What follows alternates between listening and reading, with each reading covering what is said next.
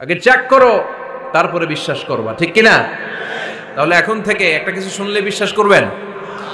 একজন এসে বলল, ভাইজান আপনার মেয়েরে দেখলাম আরেক ছেলের সাথে বাজারে ঘোরাফেরা করে, ওই রমনার বটমূলে দেখলাম আপনার মেয়ে আরেক ছেলেরে নিয়ে ফষ্টি নষ্টি করে, লোকের কথা বিশ্বাস করে বাসায় যে মেয়ের চুলের মধ্যে ধরে মাইর, আইজো মার কাইলো মাইর। এরকম হইতে পারে না? হয়তো ওই লোক আপনার মেয়ের মতো দেখতে আরেক মেয়েকে দেখছিল। এরকম হয় কিনা সমাজে? একজন এসে বললো, ভাই আপনি এখানে ভাবিরও তো দেখলাম ওই জায়গায় আরেক লোকের সাথে ঘোরাফেরা করতেছে, খবর রাখেন না বাসা? আপনি রেগে মেগে, ঘটনা কি? আমার খেয়ে আমার পরে আরেকজনের সাথে, যে এই বাড়িতে যে মায়ের, কোনো কথা নেই।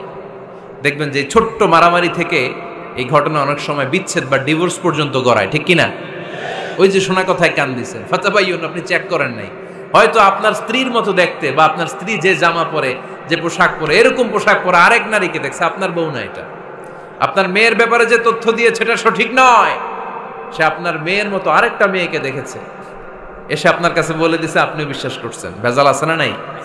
এই ভেজালগুলোকে থামানোর জন্য কোরআনে এই বিধানগুলো নাজিল করেছে কে?